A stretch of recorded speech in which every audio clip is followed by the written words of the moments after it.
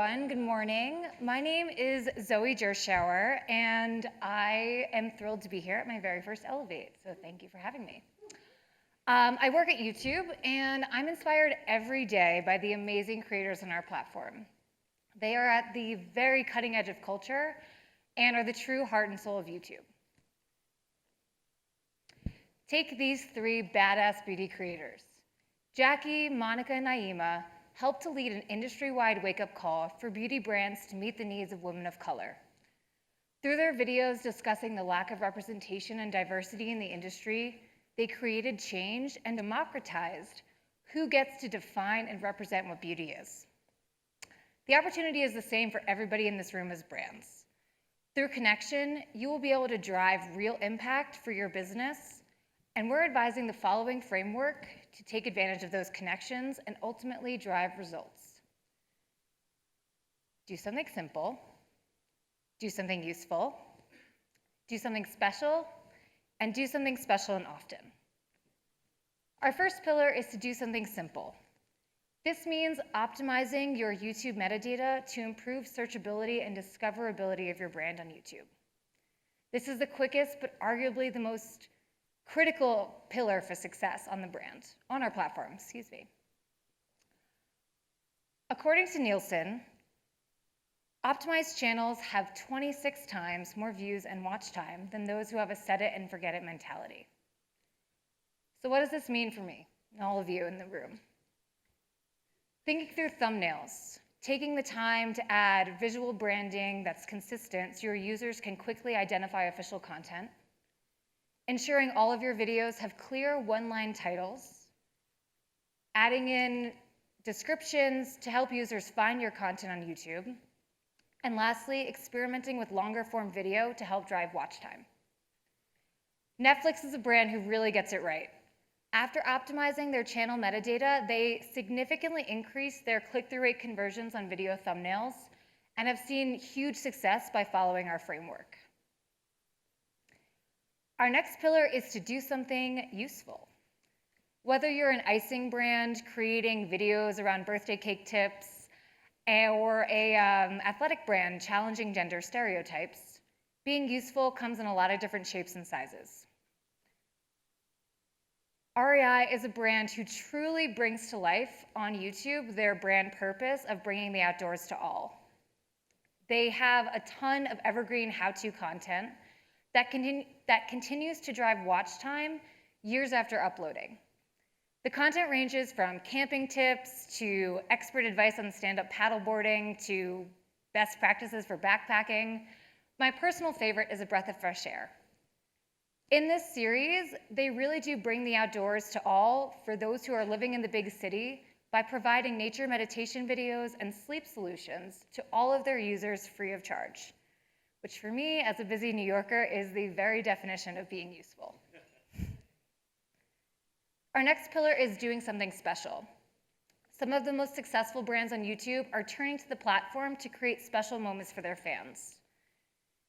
Just like being useful, being special comes in a lot of different shapes and sizes, but we do have a few different product solutions on YouTube to help bring to life a product announcement or a big launch.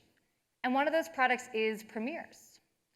Premieres is a unique to YouTube solution that allows pre-recorded video content to feel like a live premiere, with a live countdown, video chat functionality, and the ability to send notifications to your subscribers, effectively bringing FOMO back to the release. Take Ariana Grande. Last year, she turned to YouTube to invite her fans, her super fans, to a global viewing party on YouTube, and the results were huge. 829,000 fans tuned in live, there were 516,000 live chats, and over 55 million views in the first 24 hours. Our last tip is to do something special and often. We recommend creating longer form content and uploading at a regular cadence to encourage your fans to come back for more. And the best way to execute on this is original episodic series. Lyft is a brand who has an amazing YouTube channel. In particular, I love their series Undercover Lyft. The concept is amazing. Definitely check it out. It's been a huge success on YouTube with over 10 million views across the series. And in this series, they have celebrities like Chance the Rapper, Demi Lovato, and Shaq act as Lyft drivers and surprise their riders. Let's take a look at a clip from a Taraji P. Henson video. I want to see this one movie that's getting ready to come out, What Men Want, because damn it, I want to know. Damn it, I want to know. You gonna see that new movie with that funny guy, Tracy Morgan? That boy is funny, man. He is funny. Do I know any of the actors in the movie? I don't know none of them. I just saw the title and I said, I want to see that. Do I look like somebody? Yes, you do. Always get that. Everybody's like, you look like that actor, Cookie. I like cookies. I make cookies. Is that There good? we go. You say I look like her, but I wish I had her paycheck. So as a reminder, our 4 steps for success on YouTube are to do something simple, do something useful, do something special, and do something special and often. Please join me in welcoming Austin Schumacher, Head of Entertainment at Lyft and the brainchild behind Undercover Lyft, to the stage. All right. Welcome. Hey, how are you? Good. You got to get to the reveals. They're funnier, better. They are. Yeah. But Undercover But thanks Lyft for is teeing that up. amazing. Thank you. So I have my notes here. Austin, tell us about your journey in creating the entertainment arm of Lyft, and just your process through your 6.5 years at the company. Sure. So 6.5 years ago, I started at Lyft, and we were a company that nobody knew about. And our co-founder, John Zimmer, decided to put a giant fuzzy pink mustache on the front of the car to get people's attention, which actually worked really well. And so all the articles about this new thing called ride sharing in LA and San Francisco had a big fuzzy pink mustache as sort of the headline image. But ultimately, like, that started to get a little bit stale, and maybe was impacting our credibility to an extent. And so early on, I was living in LA and working out of that office, and there were 4 of us in the LA office, and we were thinking about how do we really spark, how do we continue to fuel the fire that the pink mustaches had, and this attention around this new ride-sharing thing was getting, and get people to also get into a car with strangers, which we'd all been told not to do, and then you take candy from strangers, which we were told not to do, because we actually gave all of our drivers Starburst, pink Starburst, so we thought that would be really fun. But it was this crazy thing, and I think we all take it for granted now, but Uber had existed as a black car service only, and Lyft came along and said, we're going to create true ride sharing, where regular people are driving their regular vehicles. These are not commercially licensed drivers, and so it was a really difficult thing for people to get over. So the mustaches worked for a little while, but I started thinking about how do we really continue to build our credibility, drive awareness, create some buzz around the industry and around our company. And entertainment seemed like a natural fit. We could borrow the equity of certain IP. We could work with interesting creators or individuals and start to raise our profile. And then in 2013, Conan O'Brien came along and created this incredible video with Kevin Hart and Ice Cube, and it's like 9 minutes long. And again, we didn't have a lot of drivers, so I knew them all in LA. And the driver, this driver called me and was like, "You're not gonna believe what happened. I just got a ride from Conan O'Brien and Kevin Hart and Ice Cube." And I was like, "Oh my God, that's amazing. What did you guys do?" And he was like, "We went around and bought like weed and 40s." And I was like, "Oh my God, we're done. This is terrible." So get on a call with our legal team, and our co-founder said, "This is what's going on." And at one point we were like, "We got to sue them. They didn't ask our permission." And then we decided let's just wait and see what happens. And it turned out to be this fantastic video that I think proved that Lyft, the in-car experience, could be a platform for comedy, for entertainment. So that was in the back of our mind for a while, and we started to dabble in entertainment partnerships, working with studios to co-promote television shows, working with artists to find unique ways to promote albums or shows. And then we started experimenting with content, and we finally landed on this concept of Undercover Lyft. We did the first one with Chris Bryant in Chicago, and it was a really simple formula. Get someone who's got a fan base, and maybe that fan base wouldn't recognize this individual with a light disguise, and try to get the fans to talk about this person and have this person react, and then finally reveal themselves. So it was a simple concept. The Chicago episode worked really well. It was an experiment because we had a relationship with the MLB, and they gave us some time with Chris, and it went crazy. And we didn't put any paid media behind that episode, and it ended up being showed in bars across Chicago, and it was played at the stadium. And we said we should probably turn this into a series because that worked really well. And so we did that, and continue to develop other original content and partner content initiatives, and we grew from there. I've spoken too long already about that, but that was the start. The Conan video, I still remember. I loved that video. So I'd love for you to talk to us a little bit about how you think about content and all your different content initiatives. For everyone in the room, Billy on the Street, which is a Lyft produced series, was actually just nominated for an Emmy. So congratulations, Thanks. Austin. Thank you. So yeah, how do you think about all the different content and your work with creators and your sponsorship work in addition to your original series?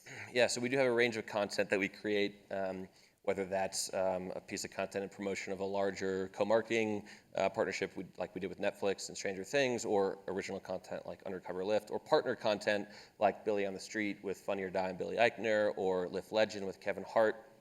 These all have been, they started off as experiments, and we wanted to sort of test the waters because they all have, there's a range of costs, as we all know, associated with creating content. So thinking about, do we come up with ideas on our own and put those out into the world? Yes, we do that, and some work, some don't. And then do we look at partners who we admire, or individuals whose values we share, who might represent a certain side of our personality in a unique way, and work with them to create content. And with Billy on the Street, that's exactly what we did. We think Billy Eichner is amazing, and we think he shares our values of inclusiveness, and he's a strong supporter of voting rights and equality. So we looked at him as a really great person who could be a good representative for our brand. And he also had this great IP and the show that he'd been doing for years, and was looking for a new home for it. So we got introduced through our agency to Billy, and we sat down with him and had a conversation about what this relationship might look like. And it turned out to be the first piece of content that was under the umbrella of Lyft Entertainment. And it's not heavy product integration or placement, and we felt strongly that we didn't want to do that. We wanted to let the show be the show, and of course Billy felt the same. But we did include some integrations in the show, and we wanted to make sure that we got this message across around getting out the vote, which was included in the show. There's a logo bug. There's a title sequence that includes Lyft. So there was enough for us to have that association that we felt really comfortable with it. But totally different approach than Undercover Lyft. But also one that I think resonated with his audience, and it made sense for us from a values alignment standpoint. Cool. So talk to us about your distribution strategy and the role of YouTube or other platforms. Yeah, so YouTube is core to our strategy for each video that we put out, and it kind of differs depending on the content. With Undercover, we host the video on our YouTube channel. We have the talent post on their Facebook channels. We also post it on our Facebook channels. But all the earned media, which is I would say the biggest driver of attention around the series, links back to YouTube. So in the aggregate, we see a lot of engagement based off of that earned media. And so we've also talked about cadence. We try not to do too many Undercover Lyft episodes, partially because we don't want to get earned media fatigue, and again, because that's a big driver. We're not putting a ton of paid dollars behind it. It's important that we try to keep it feeling special and like we're not overdoing it. Awesome. So your CFO asks you, is this worth the money? Obviously, we've been talking a lot about KPIs. Yeah. So what are some KPIs and success metrics for your content? Yeah. So I sit on the brand team, and we are focused on driving awareness and preference for the brand. And I think this kind of activity, especially if we can create content or partnerships or work with influencers, we're going to drive earned media. That we think of that as a proxy for buzz and awareness. So as we do these things, a big metric of success for us is earned media. So we're looking at press impressions, which we know is a little fuzzy, but it is what it is. We look at earned media coverage, coverage volume, and then we're looking at all the standard metrics that we have access to, from video views, engagement, sentiment, et cetera. But we have an insane spreadsheet for Undercover Lyft. We're tracking everything, and that goes to our CFO every episode, and he appreciates it. Does he approve? He approves, yeah, Okay, yeah, he's a all fan. right. He's a fan. So we're out of time, but one last question. Do you have any advice for everyone in this room on how to think about getting started with organic content? Yeah, I think what's been successful for us, and I think could be applied elsewhere too, is building real relationships. We like to work directly with talent, creators, their teams, and pick a few creators, individuals, or management teams that you want to work with on a long-term basis. And so we do this with Issa Rae and Chance the Rapper, with Billy Eichner, and these are not just one-off. We're going to write a check for a piece of content. These are, we start the conversation around how do we develop a long-term relationship with you, and how do we support the things that you're interested in as well.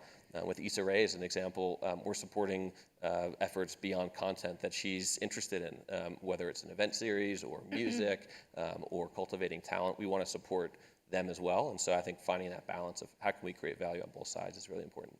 Amazing. Thank you, Austin. Cool. And Thank you. We did not plan to match shirts, but it worked out perfectly. It worked out great. Thank you all. All right, thanks.